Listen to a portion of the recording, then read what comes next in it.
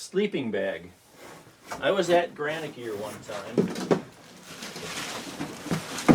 I used to rent my sleeping bag from Granickier, and it's a -30 sleeping bag, synthetic. It's pretty big, and so I rented it one year, and I brought it back when we got back from our trip, and the whole rental place was gone. They discontinued the rental place. I'm like, so what do I do with this? There's no place to return it. They said, do you want to buy it? And I said, I don't know, how much is it? And they said $80. So I got a -30 sleeping bag for $80. And that was in probably right around 2000. They tell you should get a new sleeping bag every 5 years because the down and the synthetic. But I just took this, just not this last year, but yeah, 1 year ago we were up in Voyageurs, and I went out and I slept on a lake, and it was -22, and without a tent. I just brought a tarp out in the middle of the lake, put my sleeping bag on it, and I was fine. I didn't even have my, if it gets cold, you'll keep layers on inside your sleeping bag, but I hardly had anything on.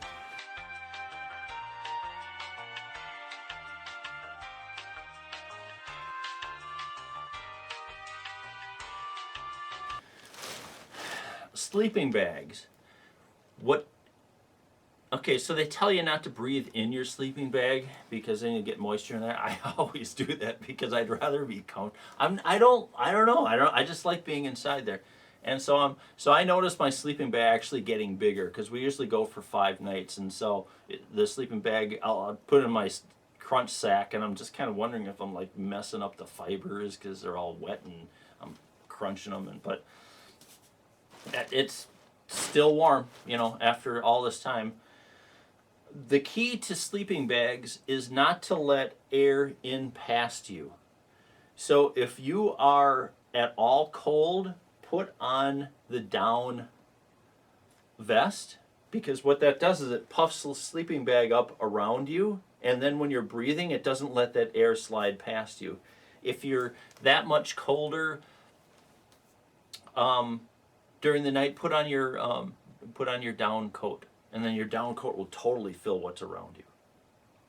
Okay, and then when you're not using them, just shove them to the bottom of your sleeping bag, or else keep an extra bag next to you. When you're in your tent, you don't want to leave your boots out, you don't want to leave your mucklucks out, you don't want to leave your coats out. You have to put them inside. Grab one of your empty stuff sacks, put them in there, because anything you breathe, if you left your boots out, the inside of your boots would get all this hoarfrost in the middle of it from your breath. Okay, now where are we at? Snowshoes. The key to snowshoes is, I don't think these are great, but I've used them for a long time. I actually bent them like 5 years ago, so I've been waiting. It's aluminum, right? So you can't bend it back because you're messed up there. I've been waiting for it to break and have to do some side repair with some wood or something, but they haven't broken.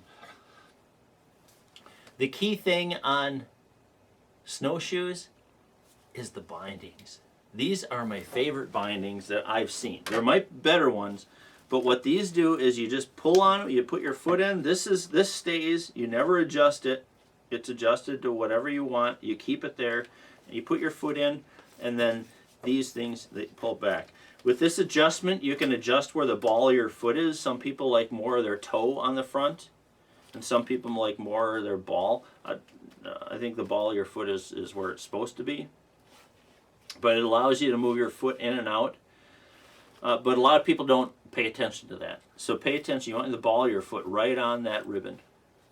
And then adjust it a little bit. Maybe you want a little forward, a little back. You'll get a feel for it. And these are great because you just crank on them and they tighten. Crank on them and they tighten. You got your foot in there, and how's that going? Yeah. And if ice chunks will build up on this, and it doesn't affect them. I mean, they're great to use. They stay where they're supposed to be.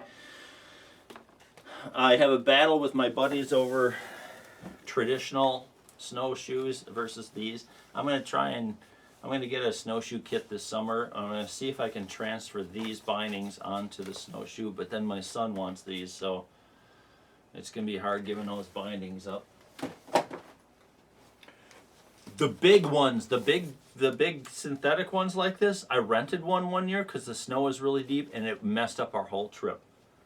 This binding was close to the toe, and then you had this long thing like that. So anytime you stepped in the snow, you're like this, and I could tell you a story about. I was going down this mogul and with my pulk behind me, and I didn't get any grip, and they just were like skis because they kept pushing down, and then my pulk ended up pinning me into this mogul, and my face is full of snow and all. Anyway. And I was PO'd. I was PO'd at the makers of those. They just didn't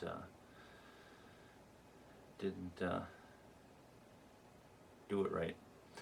Ski poles, wide basket. You don't think of it when you're in the city like me, but when you get out there and you've got 3 feet of snow, you're hiking over.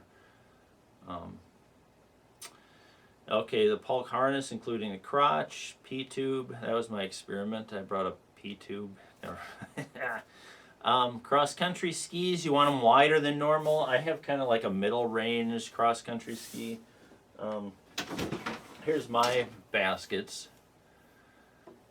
I don't know the theory behind baskets. I don't know. Mine are like okay, but my buddy has the round ones, and I kind of like those better, but maybe it's because I'm just staring at him, and when you're looking at someone else, they make it look so much easier.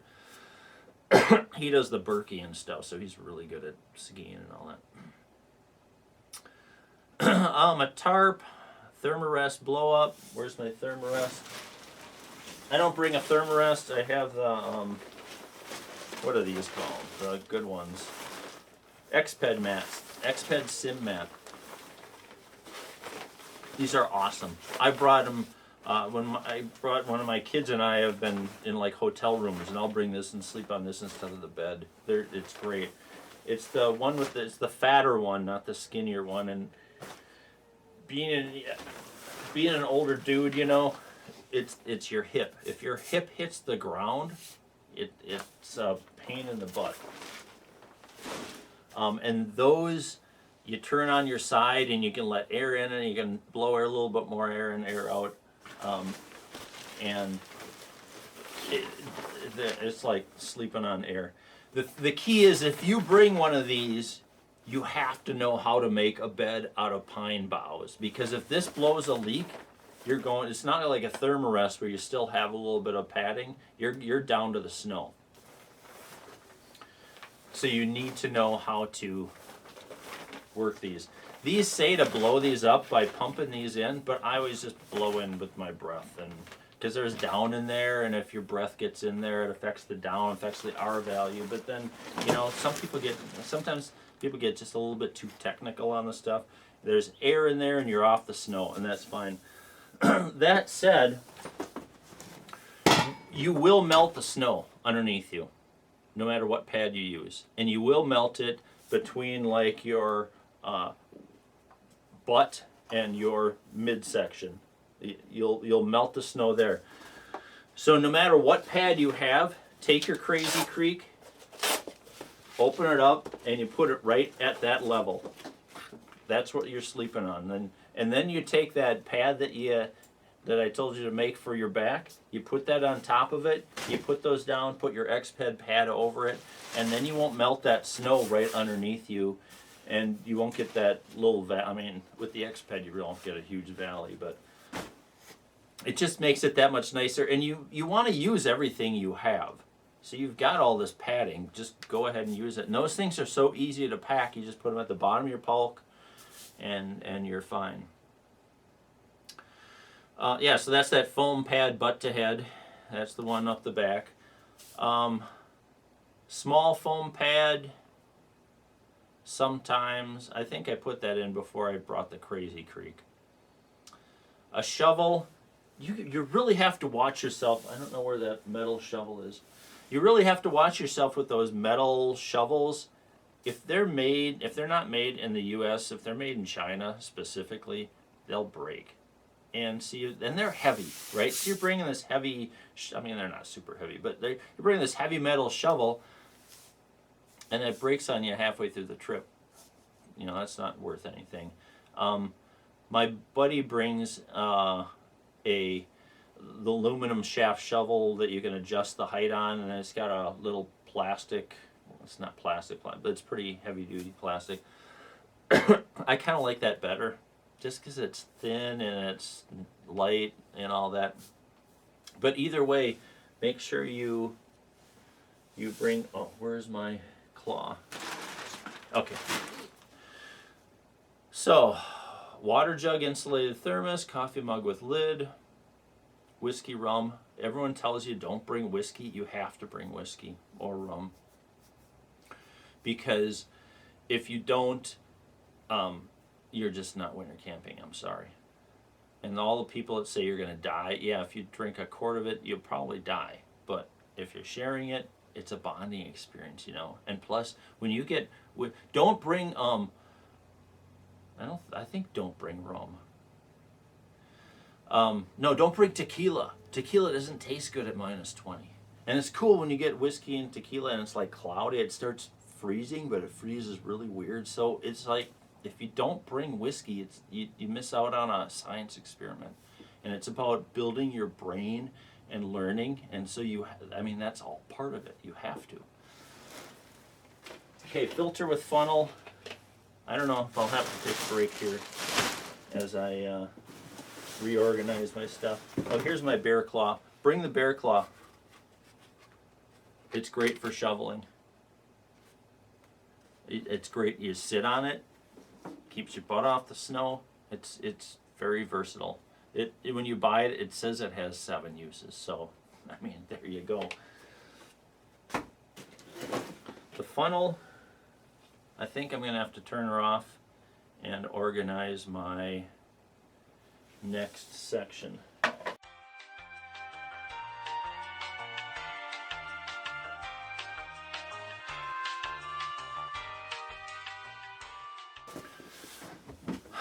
Okay, so we're back. Coffee mug with lid. Don't bring anything with a metal lip. Don't bring those vacuum ones unless they have a metal lid.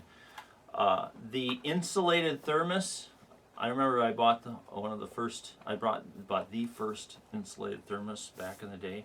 I don't know, was that 20 years ago or so? No, it must have been closer to 15. But that will keep anything cold for a long time. Water jug, you want an Nalgene bottle because you want to fill this up with hot water before you go to bed and put it in your sleeping bag with you. You can wrap it put it inside a sock or something because they get pretty hot. I generally don't need that heat anymore. I used to really like it, but now it's like I'll be warm anyway. But this is nice for you when you do go in bed. And you will wake up thirsty. And if you leave this out, it's going to be frozen. Or else you'll have to heat up more water before you can have a drink. So do that before you go to bed. I don't know where my insulated thermos is, but it's that Nissan thermos. And so if you put hot tea in there at 10 o'clock at night, you'll still burn your, at 20 below, I've burnt my tongue in the morning. So that's nice. Carabiners and Velcros. Where's my Velcros? I don't know where my Velcros are. Carabiners and Velcros are essential. Bring 5 extra carabiners. You'll never know when you need them. You saw them when I had them on my pulk. I had 2 on my pulk. That's for being able, with big hands, being able to zip it closed. But if I ever need a carabiner, there's one right there, and I can use it to do something. These Velcros, don't bring white because there's snow, it snows white. But these Velcros for tying things together and strapping them, so much nicer than rope. And then you just take them off, and then you find a tree, and you just hook them around a tree, and so you've got 6 of them sitting on the tree there. And, you can grab them anytime you want. What else? Don't forget whiskey because it's educational. filter with funnel. The key to filter funnels is to grab a plier, to cut it at an angle, because I don't know if you know anything about index of refraction. I know there's a term for it for air too. But if you have a smokestack and you've got this steam popping out of it, and the smokestack is flat, the steam hits the atmosphere and pop, and then there's like a reflection.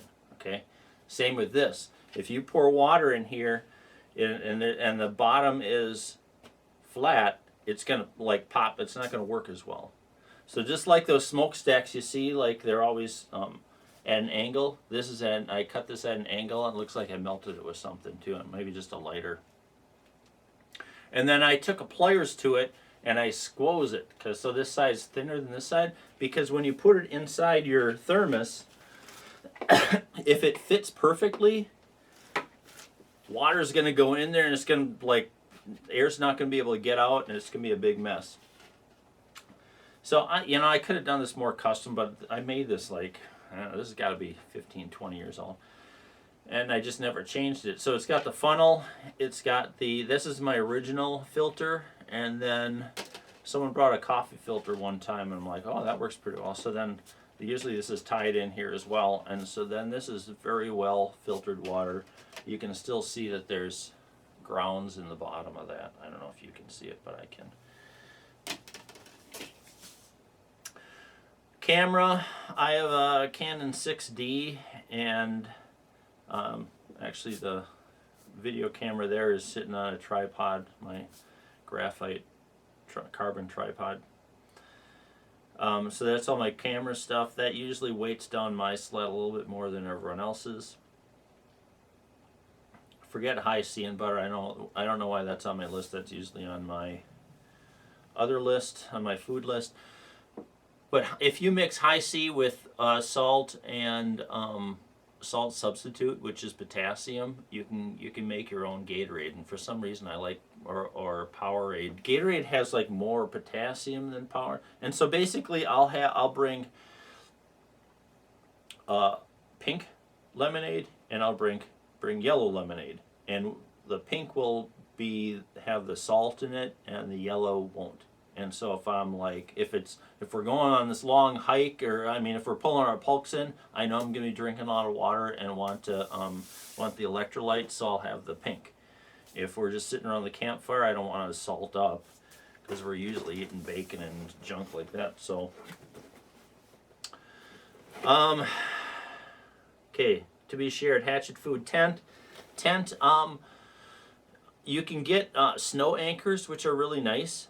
So if you're putting your tent down, you put your snow anchors in first thing you do when you get there, and then they harden into the snow, and you can tie your tent to that if you're not tying it to a tree or something. If you don't bring snow anchors, you tie your rope around pieces of wood. Sometimes you can make a cross, and you don't even need to tie the cross together. You just tie the rope around the middle of a piece of wood and put the other piece of wood in front of it, and you bury that into the snow, and it's basically your snow anchor. Those are great, especially when it's going to be a windy night, because you don't want to be up in the middle of the night when it's 30 below and fixing your tent, because that's not, then you're going to get snow and everything. You're going to get snow in your sleeping bag, and you're going to be wet the next day, and it's not good. Other things, the water scoop is important for scooping water out and then making tea out of, things like that. Sometimes we'll bring a backup stove just in case, but I don't remember ever. We've used it a couple times when we're leaving really quick. Sometimes we'll do a quick night sleepover, and we just want to hike and pull our pulks, and so we'll do that. So if we're trying to make it up to Rainy Lake, after because we park south of Cabotogama, go across and up into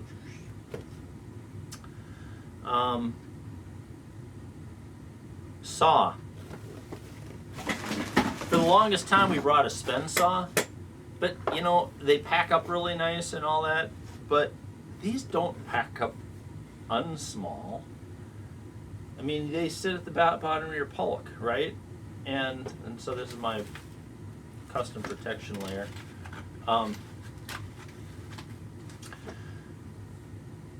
This is so much nicer when you're sawing wood. You know, the Sven saws are good, but it's cold out and all that. This gives you the long travel, and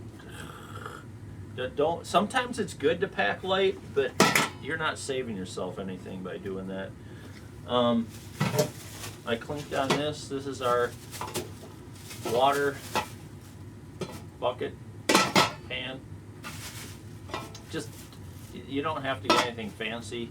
Sometimes I'll bring along my little teapot one so you can boil water separately for that. All depends on what you're doing. Then always wrap these in bags because they have fire crap on the outside of it.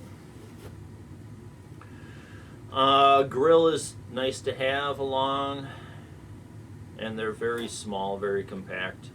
Now so the final column, they've all got the small dash by them, which means they go in the large clear zip bag, which is at the top of the middle column, and it's got that small dash to the right. That means everything on this right deal. So my first roll of toilet paper doesn't go in that because you want 3. That's not a complete roll, okay? You just take 3-quart Ziploc bags and you wrap a bunch of toilet paper, or you unwrap it and you shove it in there. You want 3 because if it gets wet, what are you gonna do? Right? Wipe your butt with snow. Okay. So you want at least 2. I do 3 just because it's small and whatever. But you do 3, and I'll put 2 in one bag and 1 in another, just because I want to say I'm anal about that, but probably doesn't work in this case. Toothpaste, toothbrush, inhaler, Advil, Benadryl. I do, so I have a little exercise-induced asthma, so I bring that along just in case. Advil, Benadryl. If your muscles are going to get sore, bring something for them. Unless you're okay with that, which I'm okay with it usually too. I just bring it along just in case. Comb in case you have to do stitches. Alcohol hand wipes for the same thing, for any injury. Twist ties are always nice. Nail clippers in case you get some sort of injury. Extra Ziplocs. Glide wax, kick wax for your skis.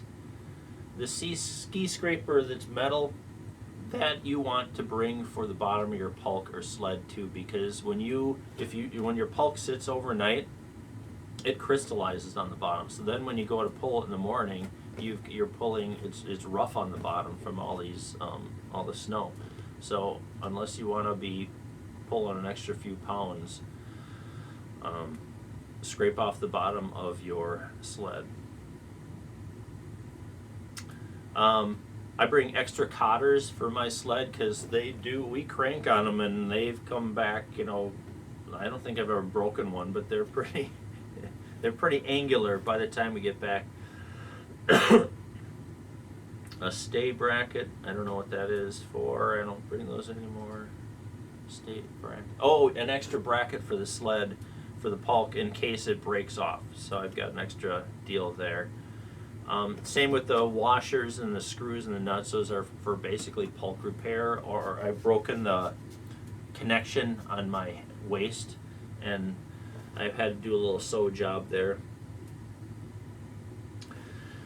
6-inch diameter plastic. That's nice for doing. I actually, instead of bringing that, I bring 2 big washers. You go to the hardware store and just get those big neoprene, I think they are, or whatever, washers. And if you bring 2 of them, if you ever have a sewing thing, you have a front and back to sew things together. Harness hip kit, which is kind of the same thing I was talking about. Sewing needles, strong thread. Needles, I just take a piece of duct tape and I should just go through this. Okay, I'm going to stop going through that. Candle for the tent. Extra rope. With my son, I always bring a ton of rope because he's always got some idea of... So this is like half of the rope I bring with my son. But even when I'm camping, I'll bring this stuff. And I won't bring the thick stuff. I'll bring this stuff. And then and then the micro cord. And make sure again it's pink, right? Breast cancer awareness, A, and B, you can see it in the snow. Duct tape. I don't bring this piece of duct tape. This is crappy duct tape. I don't know where my regular duct tape is, but you rip off some duct tape and just fold it upon itself and flatten it down, and you've got your self-repair. Ski wax. Old Coleman headgear that's not very good. My Black Diamond headgear, which was good in its day, but every year these LED light things keep getting better and better. The thing with these is I don't think I have red on this one. It's nice having red. I like having red because these lights are really bright in the snow, and sometimes I don't like the bright light in the snow.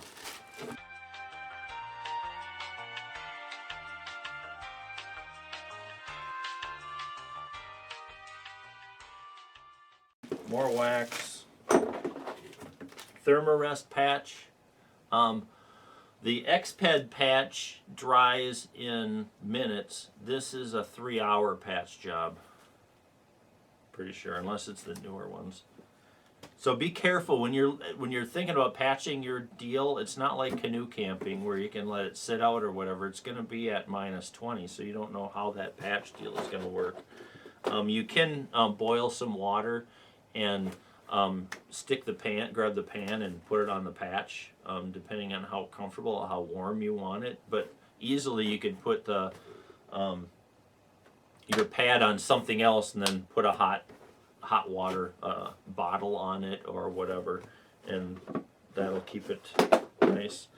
I like lighting things with matches, so I'll bring my matches and I'll typically glue the strike deal on the outside of it.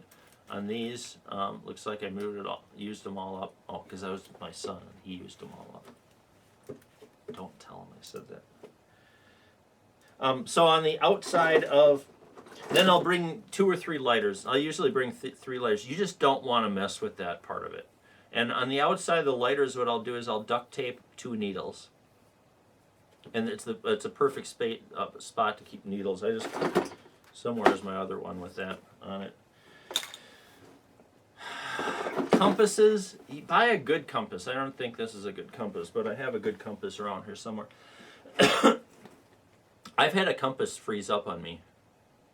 And I was out with it was one of those ball compasses that you just put on your zipper, and it was -30, and I was out taking pictures until after sunset, like about an hour after sunset, and then my compass didn't work, and I didn't know how to get back. And once again, you're winter camping, so it's not that big of a deal. You can just follow your tracks back. But I didn't want to do that. So I went and tried to find my own way back, and I got lost, and I got back like way later than I wanted to. Here's my extra. I actually bring big cotter pins, and that's my replacement. If my cotter breaks, these big huge cotter pins will be the substitute. And I have a needle sticking out of here. I got my twist ties that I can use for different things, and I have tiny cotter pins in here if those fall off. Whistles.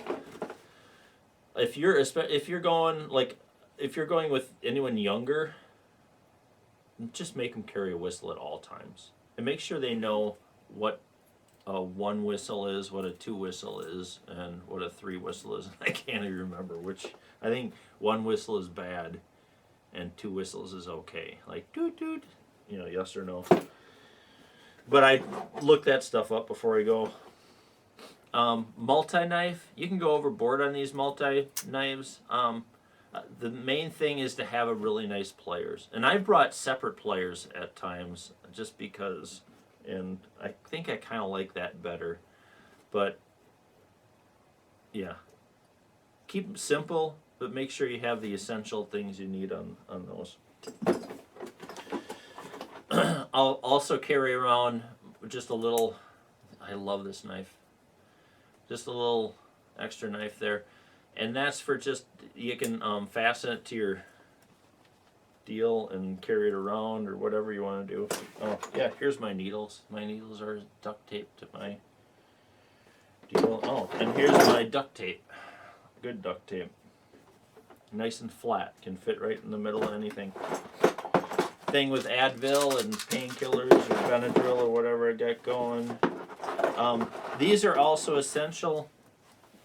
Just bring 3 or 4 tea candle lights, whatever they're called. If you're having problems starting a fire, you put that down, you light it, and you just pile a bunch of wood on it. And you just don't. Sometimes it's not the time to be Mr. I can start a fire and everything. I mean, if you want to, I mean, I'm usually that way. But when you're thinking about comfort and wasting time, if you get to a campsite late, these are just great. You just stick it in there, light it, and then you can pile stuff on. Oh, yeah, I think this is my compass that froze on me. Of course, I still keep it because I don't learn. Big hunkin' Band-Aids, antibacterial stuff, super glue. Never really had to use any of that. Had to use the antibacterial when a teenager I was with used an axe on the middle of his hand, and that didn't work on him very well. But winter camping, I've never had to use it. Your lips are going to get chapped. Put this stuff on. I'm not really big on lip stuff, but I try and remember to use it winter camping because your lips dry out like crazy. Okay, pencil, paper. I love taking notes. I'm just that kind of guy. I'll have note after note after note. Somewhere around here I have, like after one camping trip, I had 2 pages typed out of notes on just little things that work, little things that don't. That's kind of my passion when it comes in there. Of course, I have a GPS on here because that was pre-cell phone GPS. Or probably right about when I was showing up, so I had a GPS thing for like 1 year, and that was a waste of money. And I think that's it.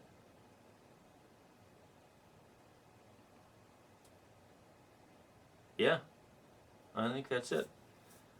If anyone has any questions, feel free to make a comment. I'll try and answer them. If you want to contact me, you can contact me. I'll leave my information down there. Other than that, how do I summarize this? Just keep water off you. When you get to the campsite and you have water sitting on the tops of your shoes or on your gaiters, and you go and you sit by the fire, that all turns to water. Okay?